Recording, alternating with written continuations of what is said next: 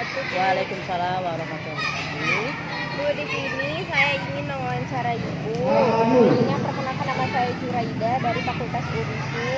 Universitas Muhammadiyah Sumatera Utara semester akhir. Dengan Ibu siapa Bu? Saya dengan Hairani. Jadi Bu, kita mulai aja ya Bu wawancaranya. Yang pertama itu, bagaimana implementasi konsep pendidikan berkemajuan K.J. Ahmad Dahlan di kelas Ibu? Kalau kita tengok konsep implementasi konsep pendidikan kemajuan K.J. Ahmad Dahlan ini, kita harus saling berinteraksi ya, secara dinamis, kreatif, inovatif, semua dipakai. Karena apa? Kalau kita nggak memakai itu, nggak akan jalan dengan sesuai zamannya sekarang, ya kan? Nah, itu dia. Bu, bagaimana Ibu membuat rancangan pembelajaran selama ini? Apakah mengaitkannya dengan konsep pendidikan berkemajuan K.J. Ahmad Dahlan? Ya, berkaitan itu. Karena kalau nggak berkaitan, kita tidak dapat melihat mana anak itu yang kemajuan, misalnya punya insting sendiri, jawaban sendiri, kreatif dia tuh kan nggak akan terlihat. Kalau kita memakai semua kan dapat semua, inovatifnya dapat, kreatifnya dapat, ya kan. Jadi kita dari sekian anak tahu kita mana yang bersungguh-sungguh itu. Ada juga yang enggak kan Bu? Ya, dua lagi gitu. Apa sajakah kesamaan menurut Ibu? Apa saja kesamaan antara konsep K.J. Ahmad Dahlan ini dengan kurikulum saat ini? Kalau konsepnya mungkin sedikit berbeda ya dengan Apa kurikulum sekarang.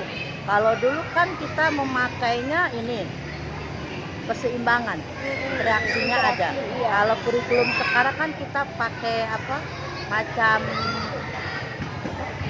yang Pancasila itu, profil Pancasila itu. Makanya kita harus seimbangkan, harus sama kita menjaga keseimbangannya itu. Mana yang harus moralnya, pekertinya, apalagi keagamaannya. Iya. Nah, itu perlu sekali itu. Tapi di situ ada perbedaannya ya Bu, Ya, dari zaman dulu sampai kan sekarang. makanya kita ngikuti zaman sekarang, kurikulumnya. Kalau zaman dulu kan CBSA. Iya. Nah, sekarang ikuti kurikulum 13 Merdeka lah, Merdeka. Menurut Ibu, apakah terdapat kesesuaian antara prinsip berkemajuan K.J. Ahmad Dahlan dengan karakter siswa ini? Oh, jelas terdapat lah semua itu. Terdapat Bu? Ya, karena kan kalau kita prinsip, kita harus mempunyai target. Anak itu harus bisa. Bisa, iya. Nah, kalau anak itu belum mampu, berarti kita harus cari celahnya di mana. Ya kan? Kalau misalnya karakter, kita harus nengok karakter si anak, mampu nggak si anak itu.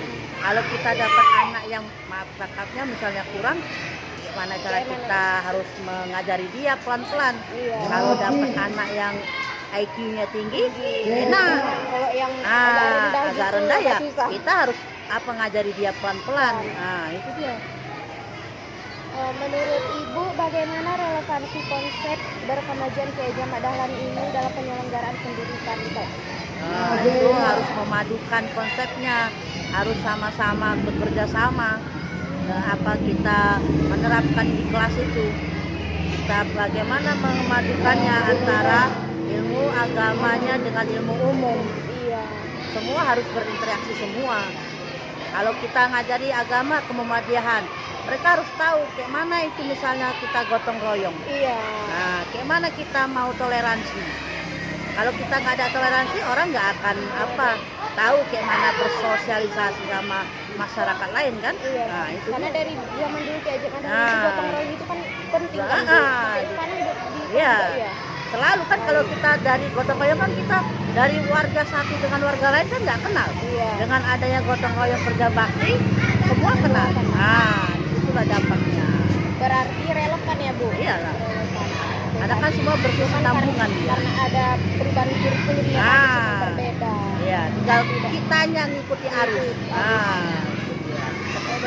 Cukup sekian wawancaranya Bu. Terima kasih, kembalilah. Warahmatullahi wabarakatuh. Waalaikumsalam warahmatullahi wabarakatuh.